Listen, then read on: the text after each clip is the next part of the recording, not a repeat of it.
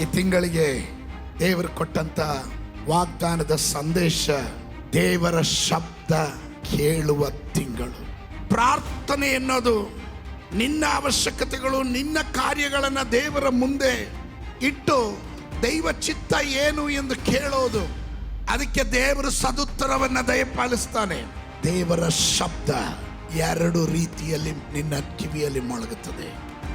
ಒಂದು, ಅವನ್ ಬಾಯಿ ತೆರೆದು ಮಾತನಾಡುವಾಗ ನಿನಗೆ ಅರ್ಥವಾಗುವ ರೀತಿಯಲ್ಲಿ, ನಿನ್ನ ಭಾಷಾ ಶೈಲಿಯಲ್ಲಿ, ನಿನ್ನ ಪ್ರಾಯಕ್ಕೆ ತಕ್ಕ ಹಾಗೆ, ನಿನ್ನ ಪಕ್ವತೆಗೆ ತಕ್ಕ ಹಾಗೆ ನೀನು ಚೆನ್ನಾಗಿ ಸ್ವರವನ್ನು ಅರ್ಥ ಮಾಡಿಕೊಳ್ಳುವ ರೀತಿಯಲ್ಲಿ ಅವನು ಸಾಮ್ಯ ರೂಪದಲ್ಲಿ ನಿನ್ನೊಟ್ಟಿಗೆ ಮಾತನಾಡ್ತಾನೆ.